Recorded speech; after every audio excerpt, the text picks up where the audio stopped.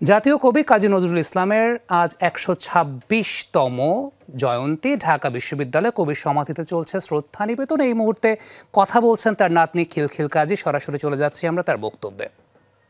সামি যেমনটা বলছিলেন, আসলে কিছুক্ষণ আগেই কিন্তু তার পরিবারের সদস্যরা এই সমাধিস্থলে এসেছিলেন এবং তারা কিন্তু কিছুক্ষণ আগে আমাদের সাথে কথা বলছিলেন এবং যেমনটি জানাচ্ছিলেন যে আসলে কবির যে প্রতিটি পদযাত্রা সেগুলো আসলে অনুসরণ করেই কিন্তু এই এখন পর্যন্ত কিন্তু তারা সেই কবির পদচিহ্ন অনুসরণ করতে চান এবং আজ এই তার কবির এই জন্মবার্ষিকী উপলক্ষে কিন্তু নানা কর্মসূচি নেওয়া হয়েছে। কিছুক্ষণ আগেই ঢাকা বিশ্ববিদ্যালয় থেকে একটি মিছিল নিয়ে কিন্তু তারা কবির সমাধিস্থলে এসেছেন এবং তারা শ্রদ্ধা নিবেদন করে কিন্তু কিছুক্ষণ আগেই সেখান থেকে চলে গিয়েছেন। এবং এবারের এই আয়োজনের প্রতিপাদ্যটি যেমনটি নির্ধারণ করা হয়েছে সেটি হচ্ছে যে ২৪-এর গণ অভ্যুত্থান কাজী নজরুলের উত্তরাধিকার, অর্থাৎ কবির যে সাম্যের কবি এবং দ্রোহের কবি, সেই সাম্য যেন আসলে বজায় থাকে। কবির সেই ভাবনায়, কবির যে ধারায় সেগুলো যেগুলো প্রকাশ পেয়েছে, সেই সাম্যের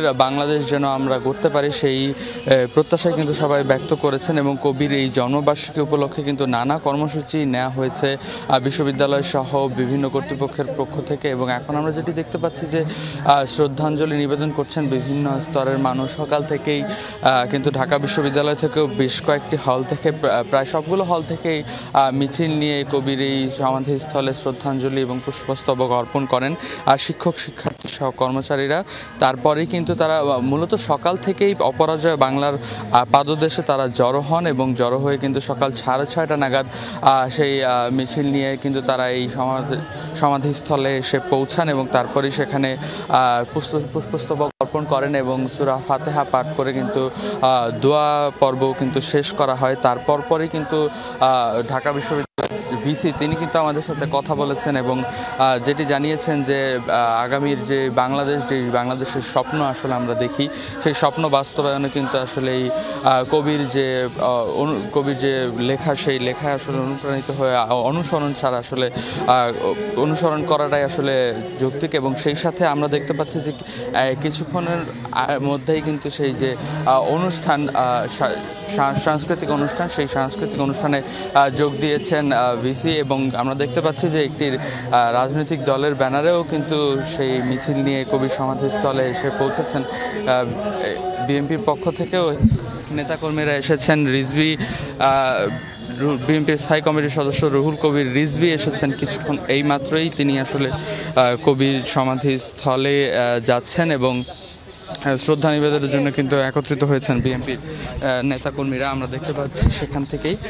এবং ঢাকা বিশ্ববিদ্যালয় সহ একে একে বিভিন্ন স্তরের মানুষরা শ্রদ্ধা নিবেদনের পরপরে কিন্তু রাজনৈতিক যেসব দলের নেতাকর্মীরা তারা কিন্তু এখানে আসছেন এবং শ্রদ্ধা নিবেদনের জন্য আমরা দেখতে পাচ্ছি যে মঞ্চের যে সমাধিস্থলে কিন্তু তিনি পুষ্পস্তবক নিয়ে যাচ্ছেন এবং নানা রকমের কর্মসূচির মধ্য দিয়ে কিন্তু আজকের এই দিনটি পালন করা হবে এমনটি কিন্তু আমরা জানতে পেরেছি। এবং ইতিমধ্যেই এইখানে কিন্তু সাংস্কৃতিক অনুষ্ঠান শুরু হয়েছে। সেই সাংস্কৃতিক অনুষ্ঠানের পরে তার স্মরণসভা অনুষ্ঠিত হবে।